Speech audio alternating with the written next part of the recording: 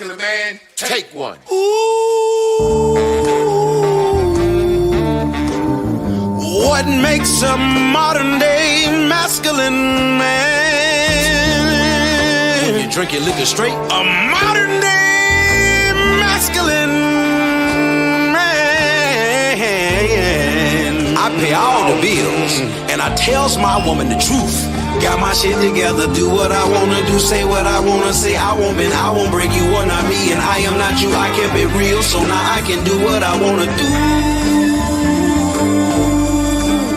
Modern masculine man. Welcome to Man School.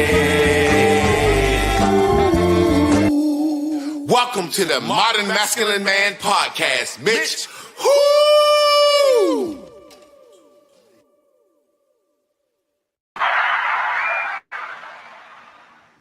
Happy day, happy day, happy day.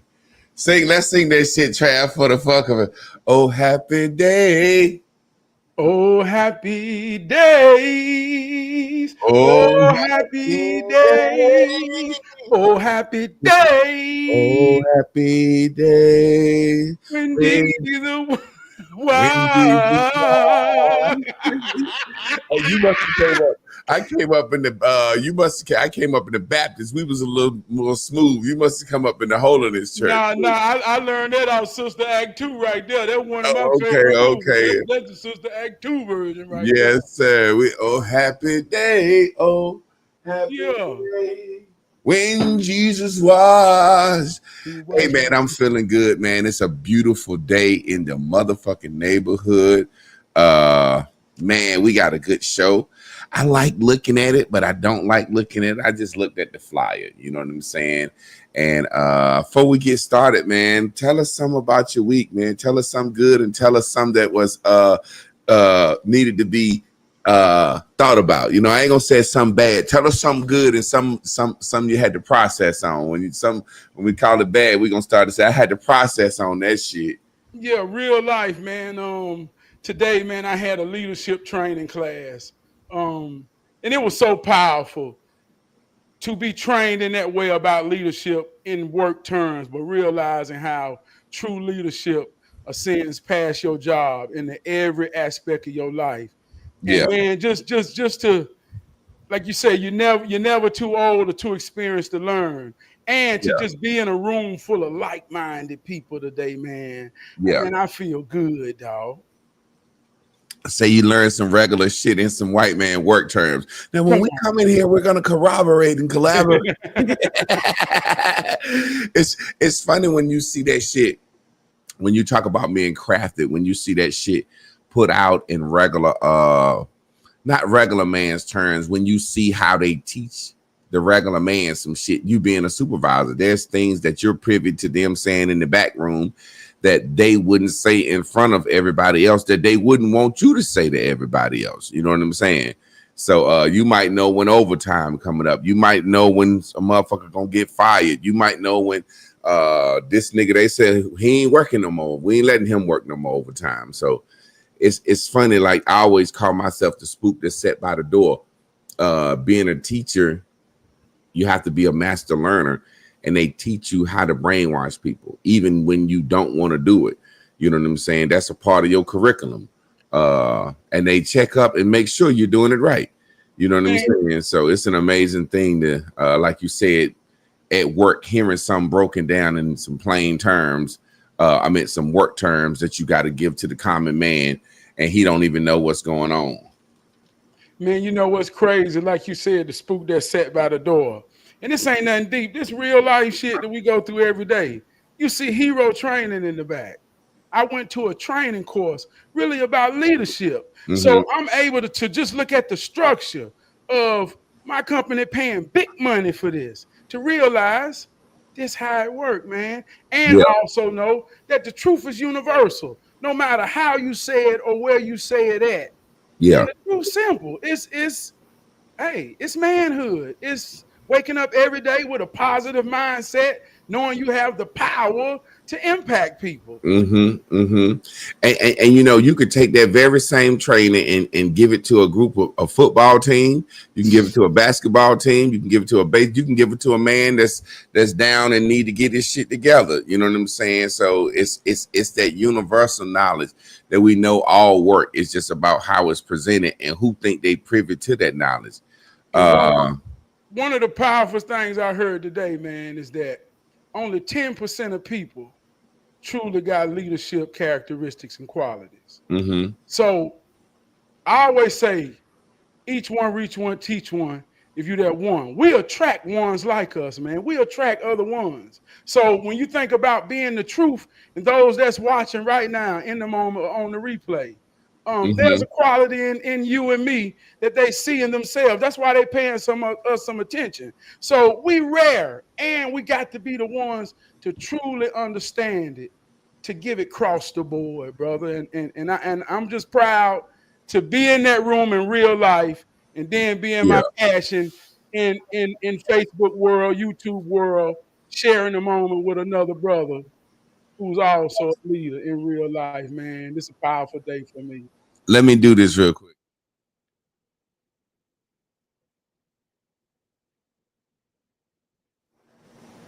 Yeah, I need to turn my little AC down. It's cool, but it ain't bothering me. But you know, man, I'm so OCD. Just hearing a new sound in my ears, it's on top of the AC. It'll ruin my whole night. I'd rather be hot than to hear that shit. Yeah. You know? Yeah, well, you sound good on this end. We don't hear no distractions. Well, if y'all don't, I'm gonna have to start leaving that bitch on. Then I'm just something I had to get used to. Okay, that's what's up. But yeah, man, we talking tonight about legacy, man. You know what I'm saying? Your living legacy or your dying legacy. We talk about every day, and most of the time when we think about the word legacy, we don't think about life. You know what I'm saying? We think about death. Like, what do you leave after you die? Like, what's your legacy? Even the word legacy comes from the word legend. You know what I'm saying? And legend on a map is saying this is the criteria for this, but legend in the world, we have our own criteria for legend. So like Michael Jackson, we'll say Michael Jackson was a legend. Or some people say Elvis Presley was a legend. That's somebody that's dead and gone, but they say they'll forever be remembered. Like you probably will never be able to say basketball without Michael Jordan. His name is cemented in that. You know what I'm saying? As a legacy. But when we watched the whole Michael Jordan video, I don't know if you watched that, we see that this man was an asshole, man. Yeah. Teammates, the organization, people that knew him, and even just sitting here watching this man's vibe, this man is an asshole.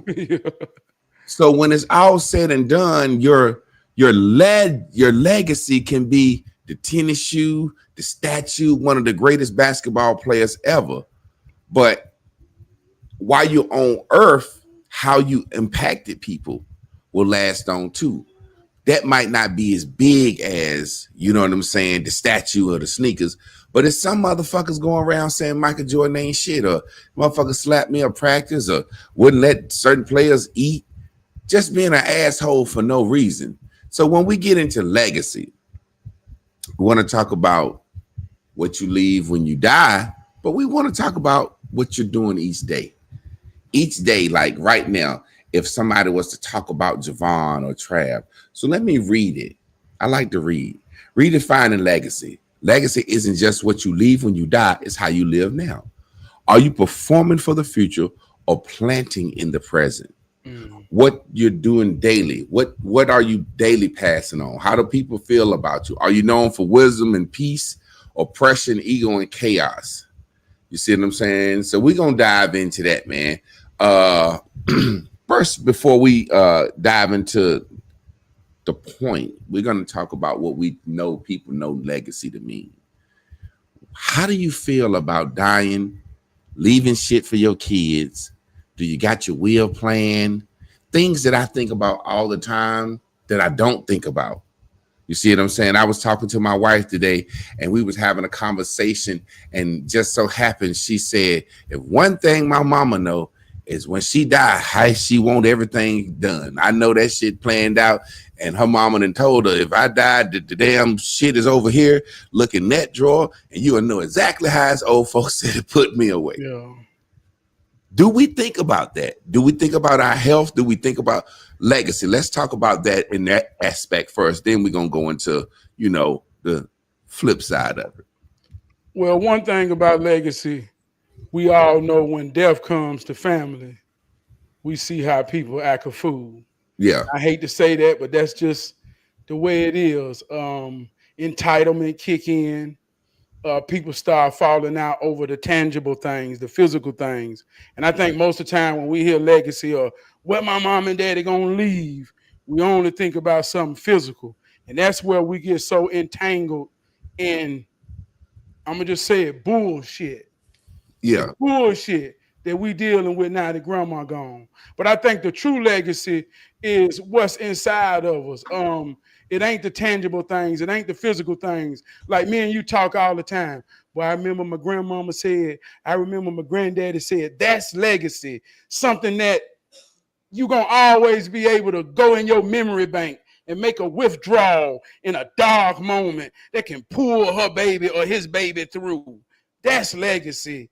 And that's the kind, if you was real enough in the moment to grab it and really receive it, that's when you start seeing at funerals, ain't nobody sad because the legacy is locked in. But until we understand it from that aspect, boy, aunts and them fall out over $400.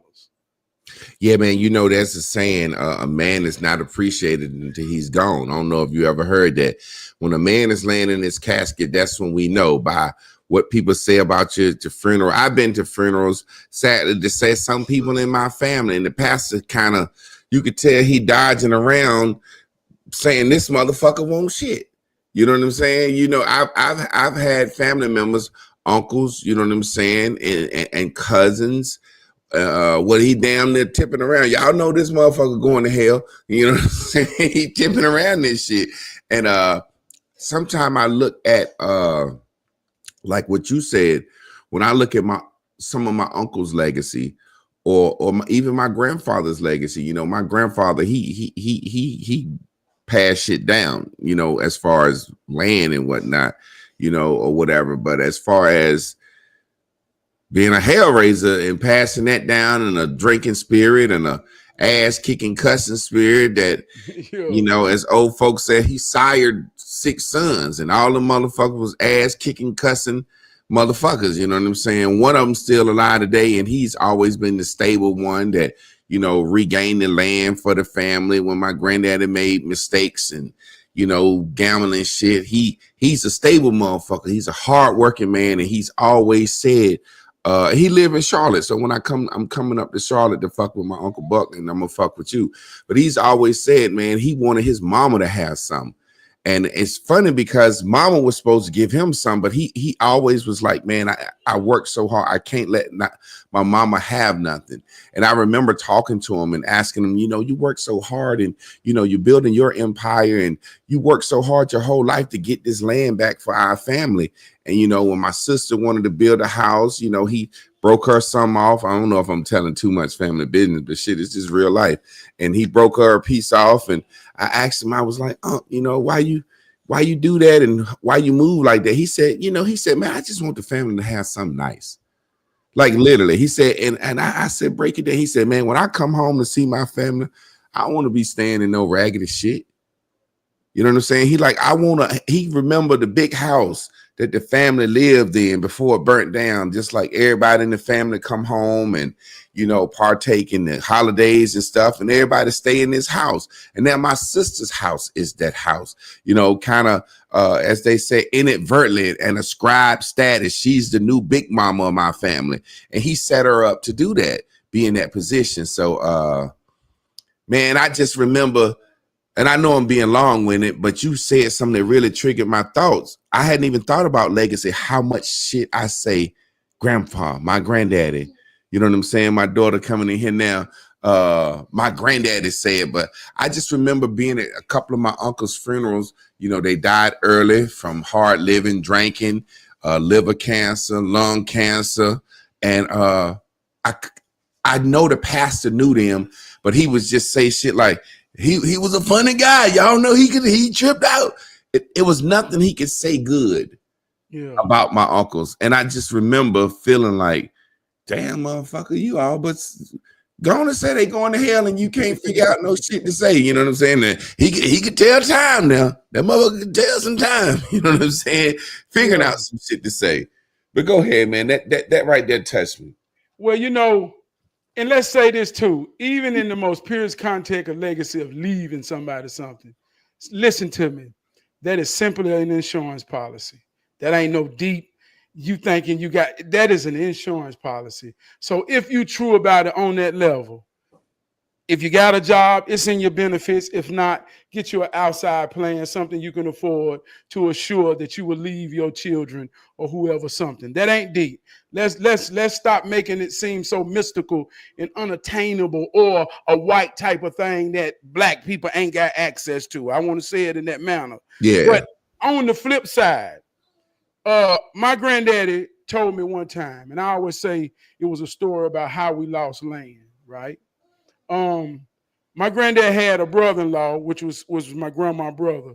He died almost before I was born. So he died in the late 70s, right? But he left all his siblings 33 acres somewhere down in South Carolina, 25 acres here. He left them a piece of something everywhere. And I remember growing up, we would always go to the land and have a family reunion. Mm-hmm. So my granddaddy told me, he said, well, we all wanted to honor the land. And throughout the years, because I was close to the land down here, I would go pay the taxes. I would get it surveyed. And, you know, I would do that part for everybody. And we made an agreement that when we got old, if we sold, we would split the money. So he said, well, Clarence died. He was the main brother who was over everything. Mm-hmm. So one day his son come to me, say, Uncle Ben, my daddy has some land down here, 25 acres. I need you to go show me where it's at. Yeah. See, Clarence came understanding. He just looking at the paperwork and his daddy's name was on it. So he didn't understand the story and the commitment and all of these years that's been going in to hold something for the family. Mm-hmm. So my granddad told Clarence, he said, look, that ain't your daddy land like that. We got to have understanding. And Clarence Jr. didn't want to hear that. Nah, this is my daddy land. Yeah. So my granddad felt offended. Well, you go find the land yourself and you go pay the taxes on it. Felt disrespected. Yeah. And he looked at me, he said, you know what? Clarence died. Clarence Jr. died. I don't know what happened to the land now. So that's 33 acres over a span of 40 years that's been inherited as a legacy for a family that just vanished. Yeah. For 2 generations didn't know how to communicate. Mm-hmm. So how long will your impact last? I guess that's the question of our legacy. We can talk about what our grandmothers and grandfathers told us, and that's a direct result of the way we raise our children and our family. How long will we put that in our children to know that same game, that same legacy, or will it fade? You know, man, I was talking to one of my homeboys, and we was talking, and I hate to say this, man, and I tell a real story in real life time. I just can't think of a situation where I done got my face dirty. Like, I know, and I know you're the same nigga like me. And when I say shit, I say astronomical shit. Like, I'm not extra motherfucker. I'm an extraterrestrial. So I say astronomical shit, bottom line shit that a motherfucker say, now this nigga always saying some shit. But I can't think of one time in my motherfucking life where my face was dirty, where somebody could say, Javon did me wrong. Javon stole something from me. Javon fuck my girl or fuck my wife or did some fuck shit. I just can't think of one. And I pride myself in that in every situation in my life since a child. I'm talking about I ain't stole no motherfuckers Hot Wheels cars. Yeah. No, I'm serious. Yeah. I'm serious. I'm not bullshitting. And everybody that know me, I remember one time, and this is juxtaposing a story. It was so funny. I was on Facebook one day and this girl got mad at me and she said, I know a guy that said you cooked for him and wanted to toss his salad. You know what I'm saying? And I was happy. I was like, oh shit, I'm gay now. Like, when somebody put a gay room on you, you really starting to blow. And this was like during the height of when I was like killing Facebook. I was like, I'm gay now. Shit, I got a gay rumor. So I took it and screenshotted the post and screenshotted her and said, this sister says she know a guy that I did some gay shit with. I'm gay now. I said, y'all tag her and tell her to bring the gay story forward. She got so upset that she inboxed me. I'm sorry. I just said that you made me mad. I said, no. I responded with her. Then I posted the story of her. This chick begged me to let her be my friend again because I blocked her. So she made a new page. I told her, come on my show, my live, and explain why you said that bullshit. You know what I'm saying? So the point I'm making is, when people start to say certain things about you, good or bad, you're starting to build a legacy of what you're known for. Because it's a motherfucker that'll try to tear you down now. Yeah. It's a motherfucker that'll try to tear you down. This nigga up here singing and shit. Motherfucker used to be this, and these niggas trying to do this, and these niggas ain't gonna do shit. You know what I'm saying? And come with some shit from back in the day. My entire point was about this was so beautiful. I said, man, after the lady came on my live, I said, now, you know, as popular as I am, if I'd have did some gay shit or molested a little cousin or you know what I'm saying, shit like that, you go, motherfuckers go tell on your motherfucking ass. That shit would have been, it came out. It's like Charlie Murphy said this, and I like it because he was protecting his brother's legacy. He said, look, man, Eddie Murphy is one of the most famous men. You know how Charlie Murphy talk. You know, my brother, one of the most famous men on the world. Now, I can't say what my brother did. I ain't with him every moment. He said, but if Eddie would have did some gay shit, somebody would have came out and told this shit by now. You know what I'm saying? So it's like, I can't think of nobody that can come out and say, man, that nigga fucked me over. That nigga sold me some fake detox. That nigga motherfucker took my money. Or I just can't think of nothing. And I'm happy knowing that. I really feel good knowing that. Yeah. What about you? And if it's one, if it's one, you have one. I don't know if you want to be honest or if it's too personal. I just can't think of a situation where I fucked somebody over or wish I could have a do-over or doing something that I thought was some fuck shit on my record, on my legacy. Yeah, no, I feel the same way, man.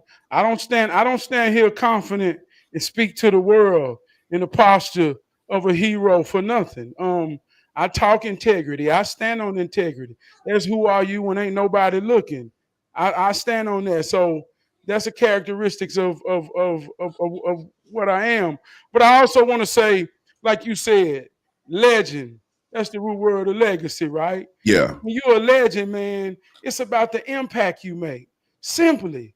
When the impact is strong and it leaves a mark, that mark become your legacy. So how many marks you leave in the world based off your impact? So just like you use that as an example, man, you very impactful. It's people that hear your thoughts, your words, my words, our thoughts. It's people listening right now that could be impacted by this show, that when they click play or stop, man, they mind get to chewing on some things. Yeah.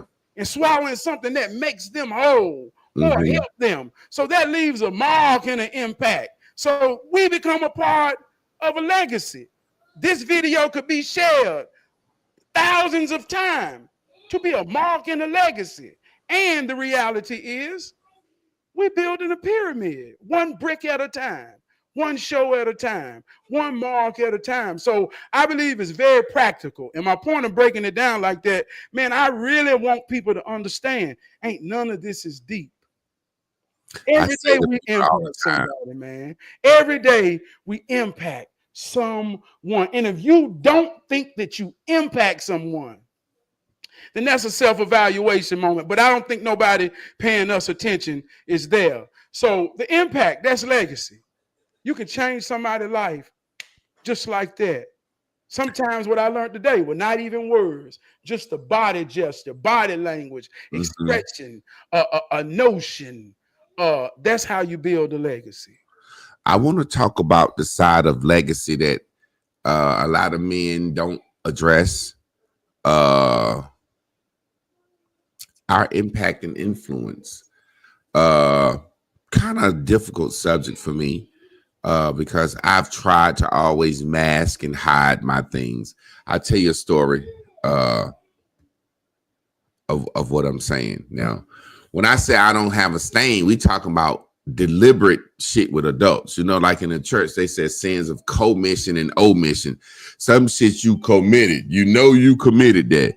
Some shit you can sin by omitting, by not telling some shit or not revealing some shit. Long story short, I've impacted a lot of young men, and so I'll speak on my sons and their friends. You know what I'm saying? So let me tell you a quick story. I never smoke weed in front of kids. Like you're not gonna see me smoking reefer and drinking and smoking cigarettes and cussing around kids. I'm not doing that because I had a lot of that around me, and a lot of that shit when I saw certain people do it, I thought it was cool, and I know how it influenced me. I would never smoke and shit and curse around kids. I would never go over a woman's house if her kids was there. Like, you can come over, my kid's gonna be asleep, or blah, blah, blah, blah. Because I've heard women in my family having sex. You know what I'm saying? And it made me mad that some nigga over here liking my aunt. Then I hear her moaning. I kicked the motherfucker when I was a little boy. You know what I'm saying? So I've always cared about kids. However, I remember one time with my sons, I used to always light incense whenever I would smoke weed in the garage. You know what I'm saying? Where I'm at now, and it's a big finished garage, and I always tell them I'm meditating. So to throw them off, I would show them how to meditate, and they had their little incense and had their little lighter. They come home from school to do their homework, and they say, you know, they meditate and they light their little incense and they thinking they doing some grown man shit, right? So one day, when you had their little friends over, their little friends was over there, and one of them said, "What's that smell?" And one of them said, "That's incense. You know, my dad meditating." He was like, "Yeah, but it's some weed too." You know what I'm saying? So I didn't know that until they were grown when they told me this. And I was talking to them about not smoking weed and shit. They was like, "Oh yeah, we knew you smoked weed when we was like 11 years old when such and such said the incense." You know, just explain it to them. Yeah, the incense cover the weed up, blah, blah, blah, blah, blah. So having said that long story, I have a long track list of young men through them that can sit here and vouch for me, but all the little niggas smoke weed. So I be feeling like maybe I had something to do with that. That's one of those things that I say, you know, as I don't got no stain as no motherfucking man, but that's one of those things I say omitted. You know what I'm saying? How do you feel about the things that you do that the children or men or women around you may look at you and judge you for? You say, "Hey, I'm just living," but we are influential people, as you said that. That's real, man. And I put that in my category. Let's talk about the other side of it. Yeah, hey, look, I put that in my category. Ain't nobody above the bullshit. Yeah. In certain aspects of that, I stand accountable for all the things that come with that. You know, I can empty out my pockets in certain aspects of habits I got that my children may be exposed to, right? Mm-hmm. I fully accept responsibility of who I am. I also put a conscious effort in explaining it from an objective standpoint to do as I teach them to understand. You know what I mean? To say not as I do, but also look, this is why daddy do this. This is the negative effects. That's what you're saying. Yeah. I'm very open with my children in certain aspects, but at the same time, I was exposed to a lot Yeah. as a child in the same way, with a balance, or maybe not a balance, but for me, it turned into a positive feel and grounding thing for me. Like you said, I experienced certain things with my exposure that made me want to be better. So in my own mind, if it's crazy or if it's meant to be understood or not, I'm being a better version of it in my own way. And um, hey, I got peace in my house right now at this moment. So I So say that with gratitude and gratefulness. let me interpret that for the people that may not understand or the people that may be new to the show. Are you saying that you've seen things growing up as a child that your father may have did that inspired you to be better and not try this shit, and that's why you feel a certain way in how you rock with your kids on it? Yeah, and not better or worse, but some of the same things, or I have some of the same habits that I did see, but I do it in my own better way and version. And I explain it to my children in a Yeah. way that it wasn't explained to me, for them to know who they is and understand influence. Like I show them my weaknesses. I show them where I want them to be strong and the results of the decisions I make. But as a man, I practice accountability in every aspect of my life. And that's more important than what they see more than anything. Let me hit you with a side angle, jokingly. We as men have our own way. This is a side angle, but it really involves legacy. Because and I'm going to use a real crude example, but we as men have a way of justifying in our minds our actions that we have absolutely no control of. You see what I'm saying? Yeah. Because I've done it. Now, let me use an example jokingly. It's like when we was younger, before we were married, when we ever decided to hit some raw, whatever justification that we created in our mind. She works out every day. She's probably healthy. She ain't gonna work out every day and care about her body and life that much and be letting everybody else hit her raw. I'm just special. She gonna let me hit her raw, or she's a fat, ugly girl. She probably ain't having to. Whatever reasons that we would justify doing something that we don't know the outcome of.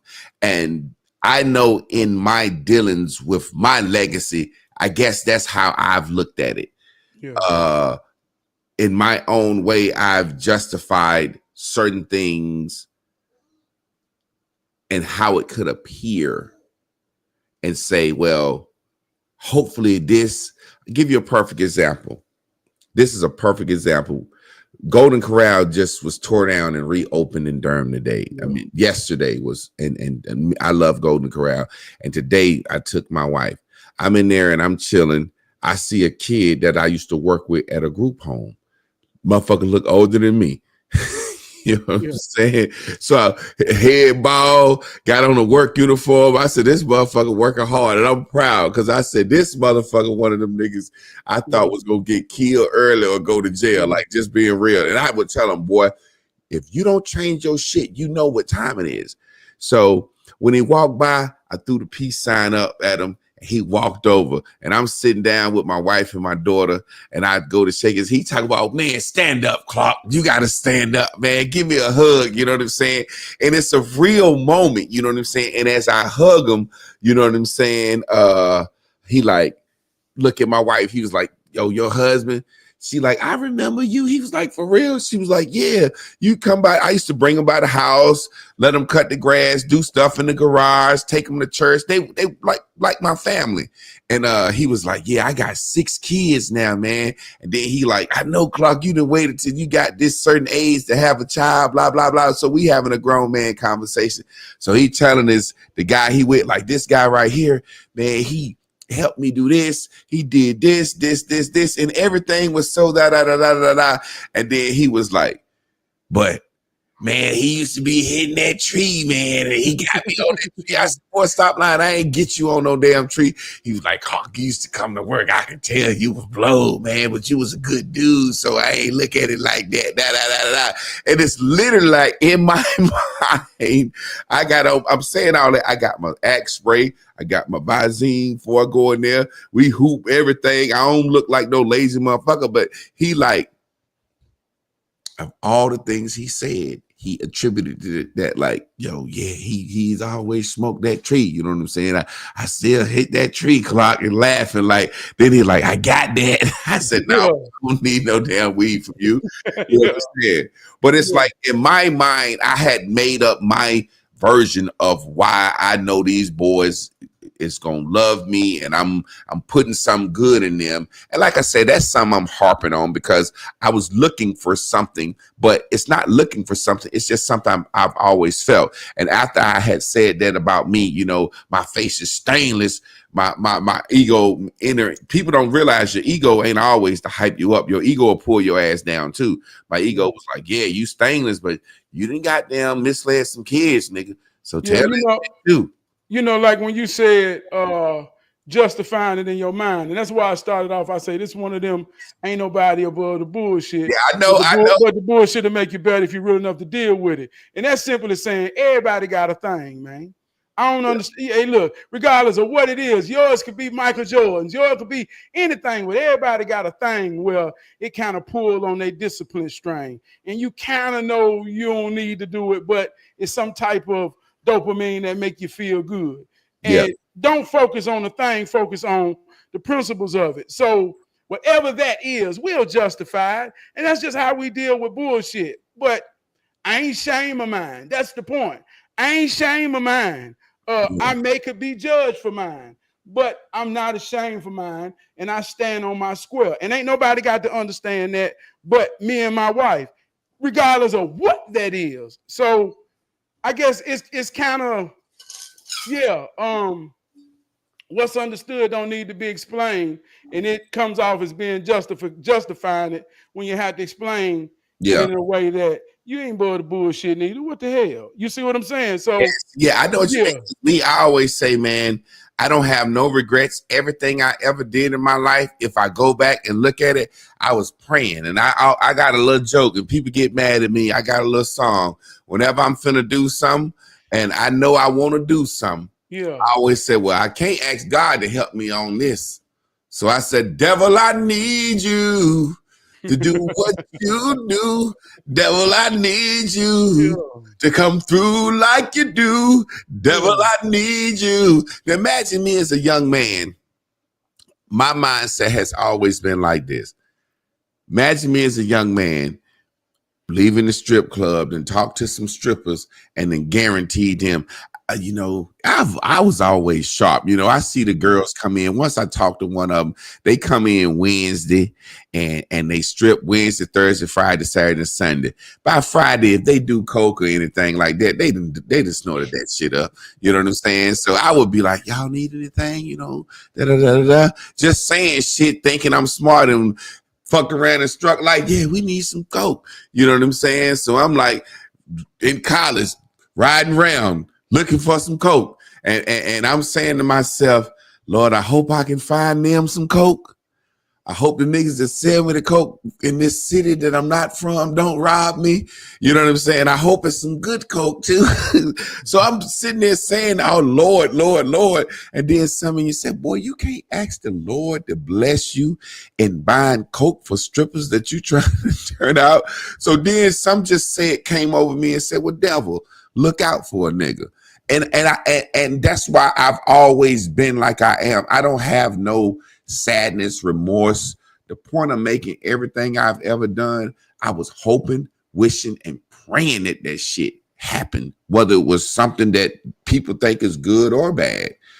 Me, I've always been about me, and I think that'll be a part of my legacy, whether good or bad. You know, when they lay me in the motherfucking ground, and the people that I grew up with in high school and went to college, and anybody that get on that mic, they gonna say that nigga stood on his square. He was about himself. You know what I'm saying? And he never faked the funk, and he loved black people. You know, I think ultimately that's what people gonna say, and that's all I really care about. I know it's some shit that I didn't say it on this internet that's gonna do some at some point at some time. Tupac said I might not be the one to do it. He said, but I know for sure I'm the voice that sparks the one. And you know, we can't even act like Tupac ain't said some shit that might be one of the reasons we talk our shit now. You know what I'm saying? So I know my legacy will live on, and you know, men like us legacy gonna live on. But yeah, I had to get that out. Yeah, I want to say, man, on the real side, fatherhood, we talk about legacy. Yeah. You know, heroism. When your babies look up at you, man, they got to see a legend. And I don't think there's no alternative from a man's mind that stand before his woman or his children. Even if you crazy and it don't make no sense in nobody's mind but yours, you got to think they looking at a legend. Mm-hmm. So like for me, and I say this humbly, but to leave an impact in football and to be somewhat a legend, right? Yeah. I got a 16-year-old son that play football. Yeah. You know, for me, boys in you, boys in you, boys in you. I want to see it come out. Yeah. I want to see it come out. Yeah. I asked him on his 16th birthday, I say, son, tell me one of your most proudest moments of your life. Yeah. He said, the first time I made the AB honor roll in high school, and every time I made it after that. And I had to swallow that and chew on that to realize. You see what I'm saying, man? I know where you're going. I had to swallow that and chew on that to realize that he already getting points on his scoreboard. Mm-hmm. And it's in a whole different game than mine. So me thinking that my legacy is a part of his legacy, I got to realize that that ain't what it's about. The impact I give him, no matter if I use what I learned from football or not, it's the principles that I'm putting in him, and that game gonna come out however he see fit. Yeah, I told you I was in a management class today, and they say this is an example I want to use that I apply right to my son. They say when you hiring or interviewing someone for a job, what qualities do you look for? They say, hold right there. They say, write down all the qualities of a good employee. Mm-hmm. So we wrote down all the qualities of a good employee. And then she asks us a question. She say, now, are those qualities based off you? I say, yeah. She said, why would you say that? I say, because I'm the example of a good employee. That's how I became a leader. She said, well, here's the trick to that. You're going to track those qualities and you're going to expect many use. And that's where your leadership will fail. Mm-hmm. And expect people to be you, no matter how much you teaching them the principles and quality. You have to be able to allow them to be their version of it. Mm-hmm. Yeah. So in legacy, man, expectations is the seed of disappointment. Through our own expectations, we can be leaving marks of impact that ain't positive when we got all the intentions of thinking we doing good. And not understanding, man, the legacy we leave behind can be pain. And brother, I'm going to tell you this, I'm going to say this, and it's a vulnerable moment about legacy and impact. I had a moment this morning as a daddy. I had to stand in that mirror and realize that who am I to get caught up in what I think my son should be when he can got a whole list of all the things he ain't in a negative way. And the whole things are all he is in the positive way. Here I am trying to be better than my daddy, but creating a relationship in the same goddamn space. Boy, I got to change the legacy. You know, it's funny because, you know, saying vulnerable moments, you know, I always try to be honest, and we talk about legacy. You know, it's funny because I've always wanted a daughter instead of a son. You know, I didn't have my first biological child till I was 45 44 years old. And I thought I didn't want kids because of how my relationship with my father, the people in my family that I saw that were fatherless, and then being a school teacher, you know what I'm saying? I was like Abraham in the Bible. You know, God said he promised Abraham a seed, and Sarah couldn't have babies, and he had to get a seed from somebody else, you know what I'm saying? But God came around with Abraham. Long story short, I always wanted a daughter because I've always had goddaughters, and my little cousin, when little girls used to lay on my chest and look down at you and lift their head up and their head, that's the most loving I've ever felt. And I got two goddaughters, and one of them, me and her real close. You know what I'm saying? And I've always wanted goddaughters. I mean, a daughter. And I said, why don't I want a son? I would always ask myself that. And I knew deep down I would put too much of trying to make him like me or better than me, trying to strategically raise this boy. And then when I had my daughter, she had special needs. So then I got to thinking about her future. Is she going to be fully functionable to where she can get married and have kids? All that shit. Then you think about, you don't want to think negative and say, well, maybe I need to have another kid just in case she's not fully functionable. You know what I'm saying? Because you don't want to be thinking that, because that'll make you not give your all into raising her. Yeah. You see what I'm saying? So just like I said, a vulnerable, transparent moment. And so I definitely understand where you're coming from, saying that, man, my son is in more than academics, and he got a lot of things that he's proud of himself. And here I am as a man wanting him to be a footballer. You know what I'm saying? And look, and let me tell you something about impact and legacy. Yeah. We talked 2 weeks ago about you being a star in football, and you telling me, man, I hate that game now.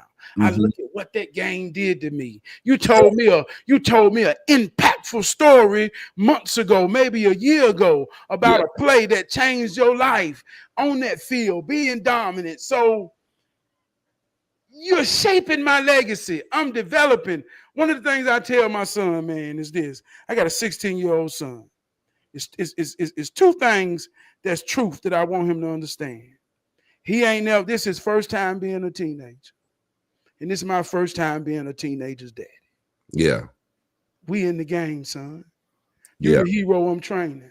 I don't care how many times you got to come to this corner. I don't care how many times we get frustrated. Man, we in this here game. And son, I believe in you the best I can. I'm behind you. And I don't know nothing else to do but to encourage you. But my wife told me today, she said, well, he just like us. We ain't listen. They gonna get it. You just don't stop giving it. But while you're in the game, oh, man, it get hard. But that's what make a legend. Yeah. Game after game, situation after situation. And you look back. That's when the highlight reel become the legacy. So a master teacher who's teaching against challenges. Yeah. That's simply divine. Yeah. This is your movie. This is you and your family's story. A powerful man, man. A powerful man with a whole lot of attention watching. Yeah. Come on, man. You ain't got to be vulnerable. If somebody real enough to know what this is and they empathize, even with your ego, in a positive way, a powerful way, or any type of way, man, you worthy of this role, brother. You know what's hey, look, man, I want to say, I don't mean, but I want to say, I got to get this out. You worthy of this role. Yeah. And it's going to be one of the greatest stories ever told. And you can't answer the legacy. All you can say, all I can say, all we can say, watch the goddamn movie. This motherfucker good. Yeah, man, and I appreciate the encouragement, man. I know what you just did, and I know where the spirit of that's coming from, because just lately, the last couple of days with my daughter, I've had some things that was been so dope, because she has Down syndrome, so she's not speaking yet, and she just started walking this year. And one of the things that she was speaking, saying dada, saying certain words and doing little signs, but she regressed. So they said that she may have autism as well. So long story short, when you're trying to communicate, and like you said, over and over, come to this corner over and over with your son, trying to communicate certain things to a child with special needs, and you don't know if they're receiving it, you know what I'm saying? So it can get frustrating. But being a master teacher, I got a friend that used to always say, we real close, and he would always say, before she was born, before he even knows she had Down syndrome, he used to always say, hey man, you know your child gonna change the world. You know your child gonna change the world. You know your child gonna change the world. And it's funny, I might get a little emotional telling this story. Come on with it, man. When he would put that blessing and speak that over my child. Now this is a moment me and him had. And this is more about a man being vulnerable about me and his moment. You see where my eyes water up about me and him, not about my daughter. He said he would put that blessing over her so much. And when she was born, he was here, went through the whole thing. And he was like, man, I'm gonna be her goddaddy. I said, I'm gonna hold you to that. You know, and then when she was born with special needs, now this is a conversation we had few months ago when she first started walking, and he just started crying, and we having a moment, we smoking, chilling, and he said, man, I always was scared of children with special needs and couldn't be around them. He was like, I don't know why, whether I felt too sorry for them or felt grossed out by them. He said, whatever it is, I was scared of children with special needs. He said, and when I spoke that she was going to change the world, he didn't know she was a girl at the time. He said, I just felt that, and I felt I was supposed to be her goddaughter. He said, when she was born with special needs, he said, I was scared of her. He said, but she was so pretty and so precious. He said, man, it got him over that. It got him over that. Point being, yesterday, she was drinking her cup. I said, put your cup back on the dresser. She put it back on the dresser. I looked at Chris. I said, whoa. It was one of those moments. Then I said, go get your shoe. She went and got her shoe. I looked at Chris. I was like, now, this some shit that's happened yesterday that ain't never happened. Like her showed us. I get what you're saying. I get what you're saying. So I've been trying to teach her how to turn the fucking light on the couch since she was a little girl. You know what I'm saying? You know, it's a switch. You know, I got lights in my house that you can adjust, like slide them up and down, and it can get brighter or darker. So I've been trying to teach her this shit forever. Today, she was on the couch. Me and Chris was in the living room, and all of a sudden, we just saw the lights blinking. And we look at each other, and we both just was like, I was like, Crystal, good job, turn the light off. And she turned the light off. Having said all that to say, I know there's no way I could have called myself the master teacher this long ago, because I got a task. And the task that I have is to show, like my homeboy says, she gonna change the world. So I don't know what it is that she gonna learn or what she gonna prove or how the story gonna go. But I will say this. In light of being this 6'5", handsome, strong man who has always overachieved at everything, and then having a special needs daughter, I'm thinking I'm gonna have a 6'7" boy. I'm finna have a buck. You see what I'm saying? I'm finna have a 6'7" buck boy. But I always wanted a daughter, and I had her. So I said all that to say what you said about legacy. Man, you know how many motherfuckers inbox me that little retarded baby of yours, or on my page say stuff, and I don't even delete it. You see what I'm saying? So it's having a legacy, and I think that master teacher legacy it's gonna ride, and it's gonna shine so deep in her one day where motherfuckers be like, you know, this nigga little girl was Down syndrome, and autistic, and this little joker is a bad motherfucker out here. Hey, You know look, what I'm saying? man, on some real shit, man. I always say this in real life. I say, man, you fucking with me, ain't you, man? You fucking with me, ain't you, brother? And I say this to say,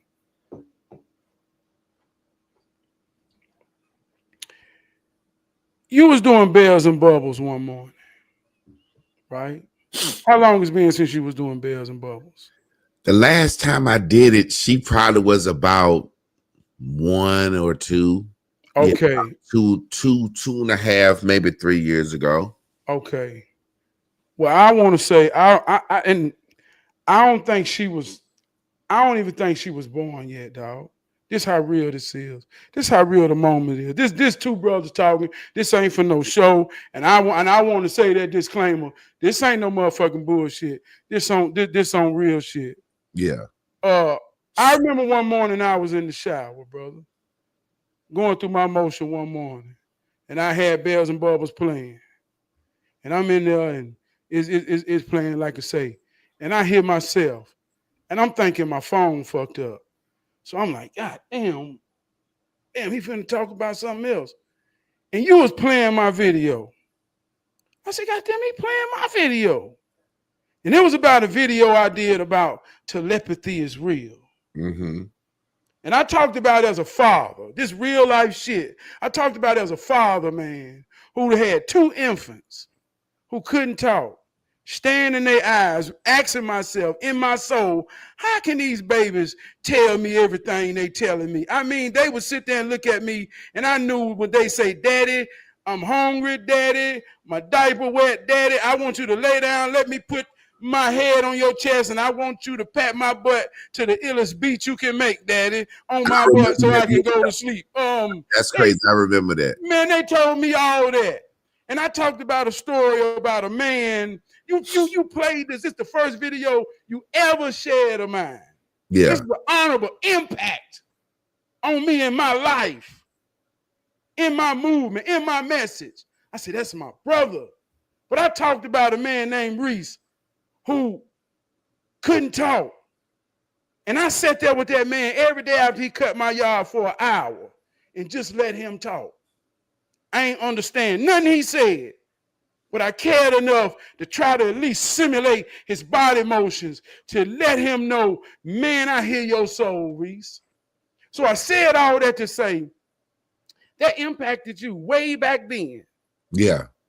And to hear that same truth, that's real. This ain't no deep shit. If you're a parent and you have paid attention to your baby from the time they came out to the time they was able to express themselves, y'all been communicating for at least 3-4 years on a back and forth basis with no words, and ain't no words in their thought. So what are they even thinking to help you understand what they want, what they need?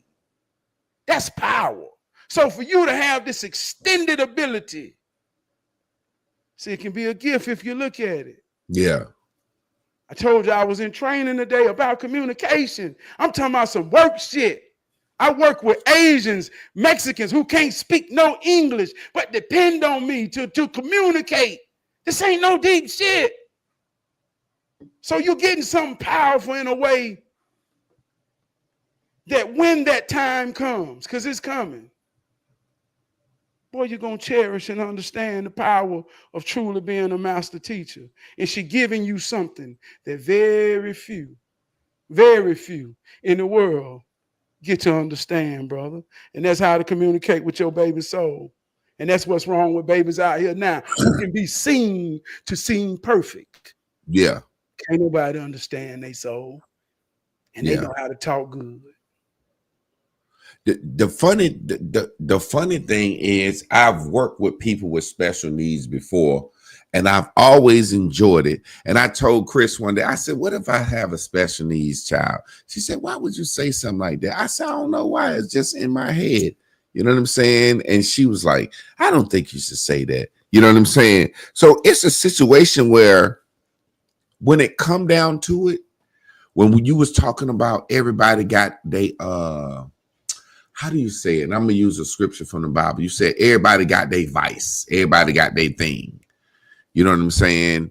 when you were saying thing, you know, a motherfucker might like reefer, some nigga might like liquor, some niggas like running whores, some niggas like gambling, some niggas lazy, some niggas procrastinate. You know what I'm saying? The funny thing about me and how I look at my life, and I don't know if I hyperbolize shit to help me deal with it. Like you said, to deal with the bullshit. We tell our own selves whatever story we need to tell ourselves to mentally live, right? So the Bible say everybody, Paul said he went to God 3 times and prayed. He said, I got a thorn in my flesh, a thorn in my side. Remove it from me. And he said the 3rd time God responded and said, I'm not going to remove this thorn from you. He said, why? He said, because it's the very thing that'll keep you humble. Come on now. It's the very thing that'll keep you humble and say, motherfucker, you ain't all that. You see what I'm saying? Perfect. You ain't perfect. Yeah. So in my own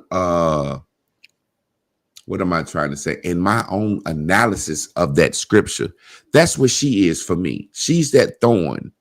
She's that thing to say, you ain't no master motherfucking teacher. You got to keep learning. Then you got to learn about Down syndrome. You got to learn about autism. You got to learn about neurology. You got to learn about how the brain works. You got to learn about vaccines. You got to learn about a lot of shit now, nigga. You see what I'm saying? She is that thorn. She is that thing that I think whatever I needed to humble me. Because outside of that, man, you know, I've always thought I was motherfucking perfect. And you can't tell me that I ain't God sent for the world. A motherfucker can't tell me that God ain't and craft me with his own hands. And I don't even believe in all that mumbo jumbo shit. You know what I'm saying? Just being real. But I'm just using it as a reference so you can understand. And I know you're like me, fucking hero training. We right or we fucking crazy psychopaths.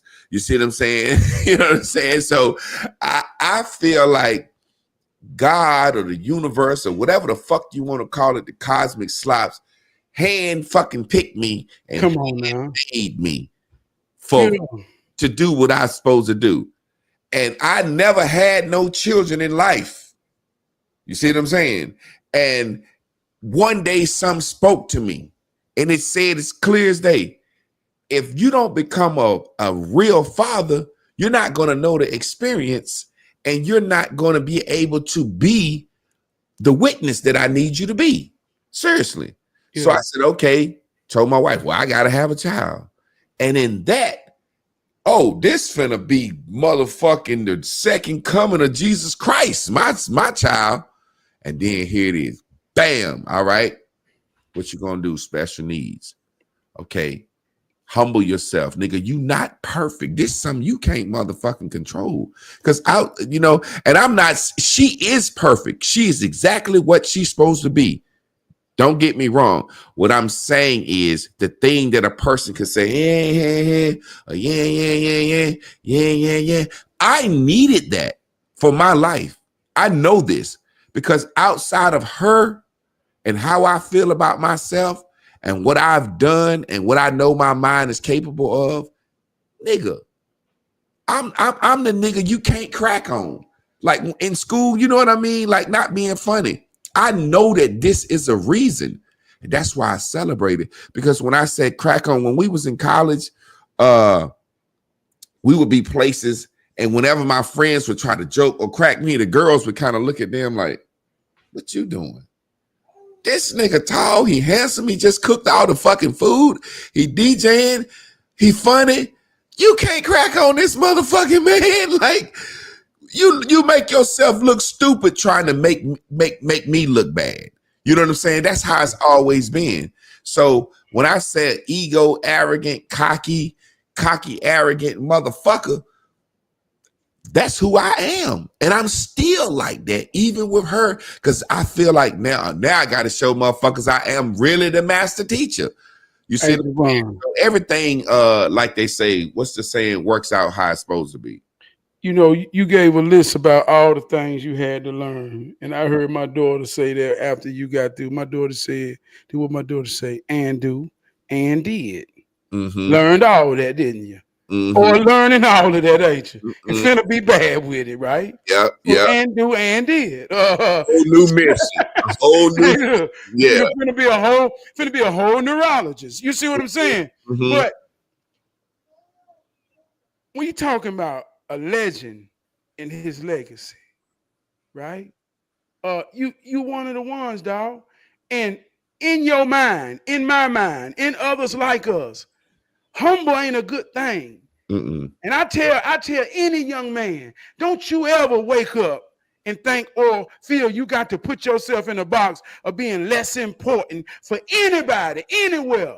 Understand me. I want to get riled up when I say this. My daddy was told that for protection. Yeah. We ain't in them times no more. Yeah. Let that big old light shine. You can't hide it. Be prepared for what come with that. Everybody can see the glow, but everybody can't handle the glare. That's just how it works. But I'm saying this to say, you don't ever be humble because life will humble you. Mm-hmm. Life gonna do that regardless. And it Ain't comes nobody from the but. word humiliate. That's where Hey, the word look. humble comes from. People don't know that. Humiliate. That's where that Hey. word comes from. When somebody said, I need to humble you, they're really saying I need to humiliate you. You know what I'm saying? So why would you ever do that to yourself? Mm-hmm. Let life do it. Because Mm-hmm. that's a part of growth. Ain't nobody above the bullshit. You got to deal with some humbling shit that life gonna deal with you. But when I say bullshit, bro, that's what grounds you. All that did was grounded you, planted you down, made, like you say, made you realize I got some challenges. But the power that come behind that, one, truly showing unconditional love through most conditions that people ain't built to deal with. Yeah. Truly finna learn something you didn't know. Mm-hmm. All for the right reason, not for no ego. You got to know. So, shit. Hey, look, that's all I can end that on. Look, hey, look, man, I'm talking real life shit, brother. I like This how ain't you no, say, man, this ain't no goddamn, come on, man. I like how you said, gotta learn this, gotta learn this, gotta learn that. And you said your daughter said, how she said it, And did, and do. yeah, exactly. That's neat. You know, it's funny because I say all the time, side note, most of these dope ass sayings come from children and then the gays take them over. I hate to say it like that. Now look, you say your daughter said and did. The child of mine of a child, that's something I would take over, but don't it sound like something a little girl would say? Yeah. Well, I imagine her saying it. Well, I was imagining her saying it when you said that. What she'll say. Yeah. What I'm making is it's just like somebody saying have several seats. Yeah. You know, it don't sound like nothing a man would say. You know what I'm saying? That's just a side note. Yeah. You know what I'm saying? Man, Trav, we didn't had such a good conversation, man. Let me scroll down the list, man. I've been, and this is the thing. I don't like to say I've been vulnerable because I just told the truth. I was talking to a sister today, you know what I'm saying? Doing my one-on-one, and I actually made a video, and she got a little upset and called me. She said, "Don't be making no videos about our one-on-ones." I said, "I ain't say your name. You know I ain't say your name. Don't nobody know you." I said, "I use that as a discussion piece."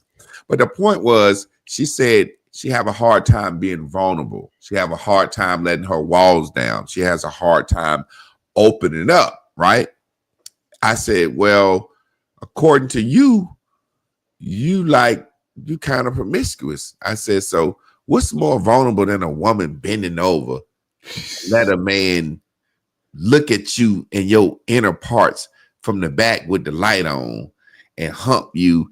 You can have tissue crumbs in your butt. You know what I'm saying? I couldn't imagine a woman saying, let me see what your undermeat look like, your balls. And like, that's probably darker. I don't want you to see my taint meat, baby. You know, so when we say we don't want to be vulnerable, we really just saying we don't want to communicate things that are hard to discuss. Because having that discussion tonight was therapy for me, because that's something I needed to say. I didn't know I needed to voice out how I feel about being a master teacher and being arrogant and a humbling experience.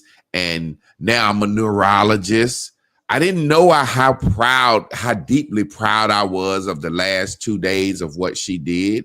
So that's what something I needed to say and get out, which makes me feel so much better. And a lot of people know me for the Mexican house video, which is a video of me telling the truth about how I feel watching these Mexicans flip this house in one day.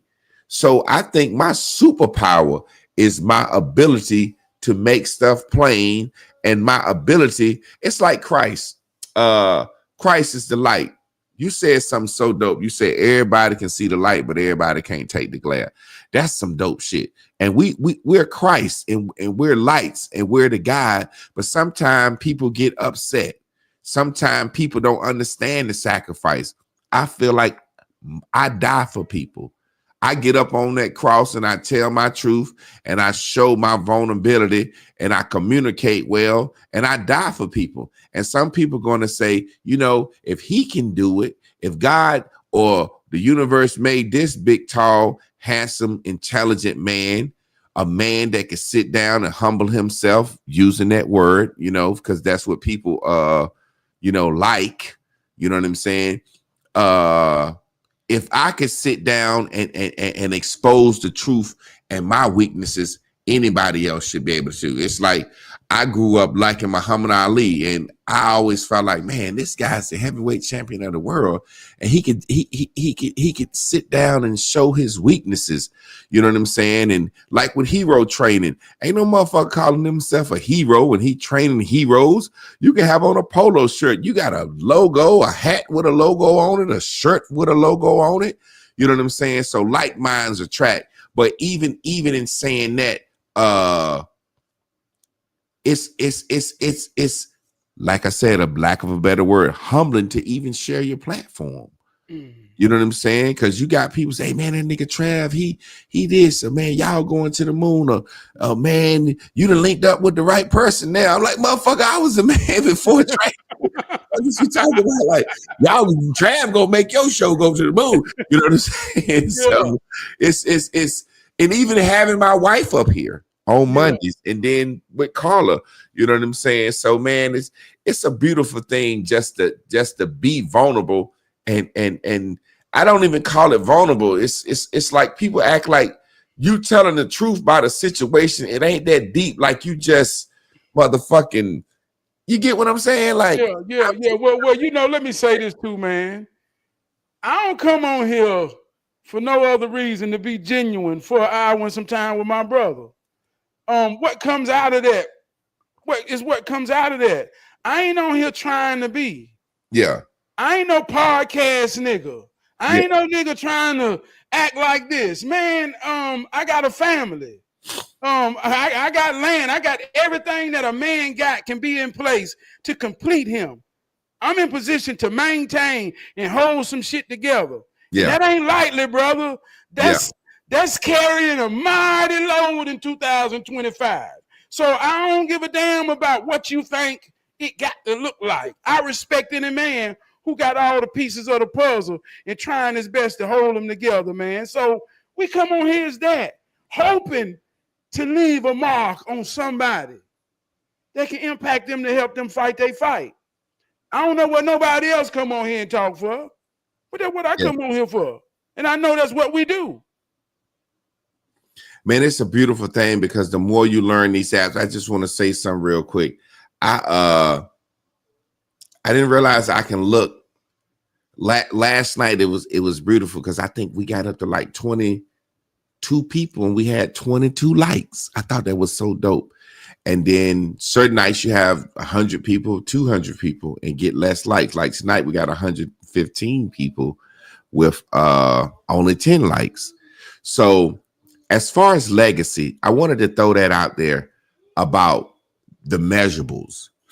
Now, like you said, you ain't a podcast nigga doing this podcast thing. I know for a fact if me and you, and I think we're going to do this at some point, just have a fuck around day with me and with Trab and Javon, fuck around and just talk about shit that's going on. You know, the war, this, from our perspective, and just I don't want to be no Wendy Williams nigga. And today, man, Puffy trial, you know what I'm saying? That bullshit. I'd rather be like Jay-Z said, man, less is many of us. They say it ain't many of us, less is more, it's plenty of us. I'd rather have these real conversations right here, because this shit is going to be left down in legacy. And I'm setting this all up to say the measurables, me coming from Facebook, can go live 30, 40,000 people to 113 people. I'm saying what I think is some of my best shit I've ever said now on these shows. Chris, look, she ready to tear some shit up. I'm saying what I think is some of the best shit now on these shows. You know what I'm saying? And it's less people listening. But we can't think about the tangibles. What grandma left us. Did she leave me a doll? Did she leave me this? You know what I'm saying? Got to think about posterity, the future. So I think I'm saying some of the most dopest shit now. And I think you had asked me the other day, you was like, man, can I chop some up, put up on Facebook? Man, chop this shit up, put this shit on the moon if you can. You know what I'm saying? Because I really feel like we're having men conversations. And I think over time, people are going to want to hear men conversation about men shit. So speak on how it feels continuing to put hero training out. Like if I can ask you online, if you don't mind, like do you keep up with how many books you sold so far? I ain't asking you to say a number, but do you go look at that shit? Like yeah. I look at it, and I'm gonna be honest with you. Hero training itself, that's who I am. That's who I always been. That's who I was when I was 16, 15 in a football huddle, encouraging my friends to give their best, encouraging them to experience. Well, you can hear your name called. Come and get on the tackle with me, man. Share it with me. Come on here. And they hear their name for the first time. Javon Clark on the tackle. You know, to see that electrify somebody and hope that they get addicted to it like I got addicted to it. And now I'm forming a team environment to where we having fun and we believe in each other.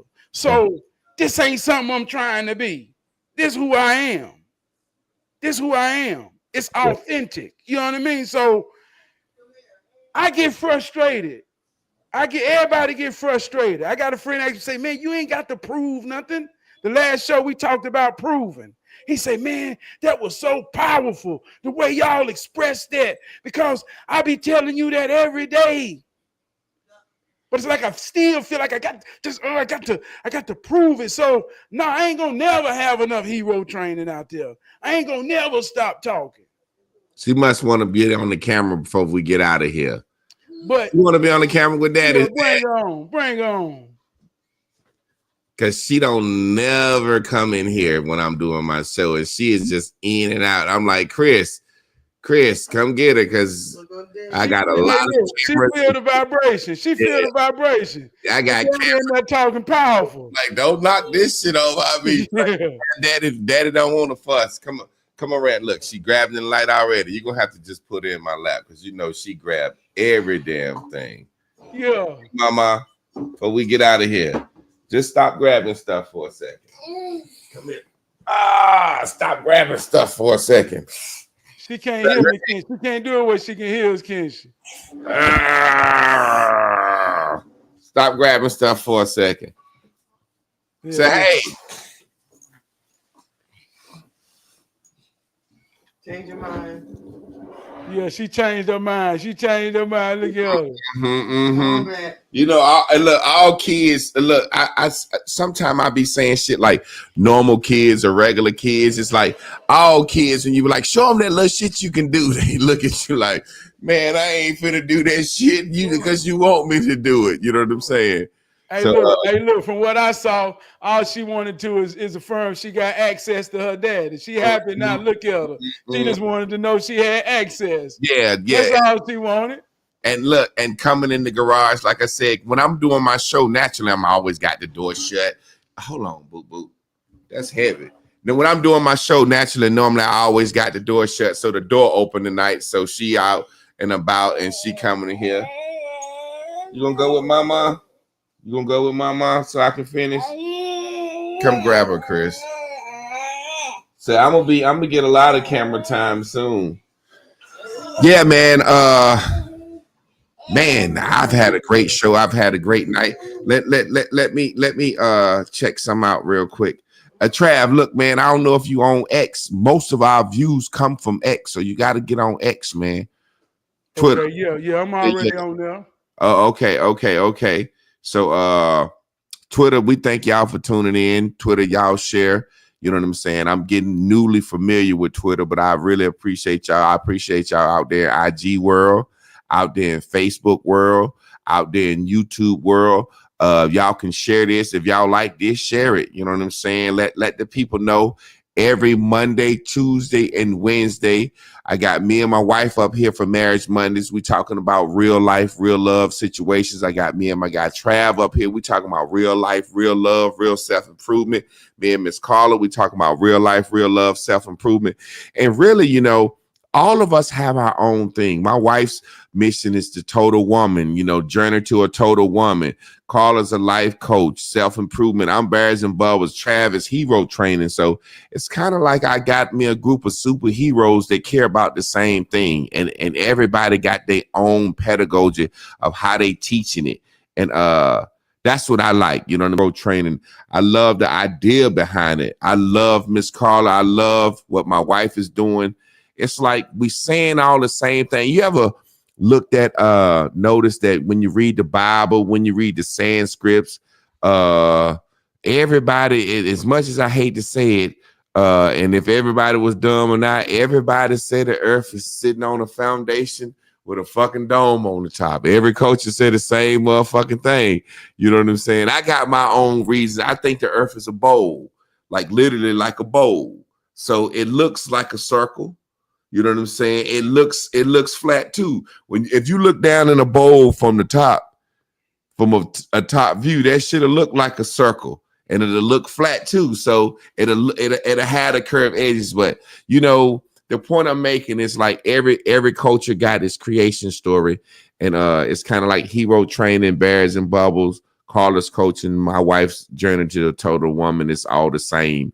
And we just trying to put this thing out here and help save the world one mind at a time. Trav, take us out, man. I'm just living this old life of mine. It's one of a kind, and it ain't never been lived before. So ain't no way in hell somebody about to tell me how this is supposed to go. It's your story. Some music behind that, man. It's your story. It's your story. You the main character. Write that thing and write it good. And to piggyback off what he said before we get out of here, Jimi Hendrix said some shit that's the illest shit ever, like he said in his song. Man, that song is ill. You living this life one time as you ain't never lived before, so how somebody gonna tell you how that shit's supposed to go? So it's like Jimi Hendrix said, can't nobody step in that casket and die for me. So ain't nobody gonna tell me how to live. Got your mind. Y'all stay tuned in, tapped in, turned on. We'll see y'all tomorrow night, 9 p.m. Eastern Standard Time. Peace.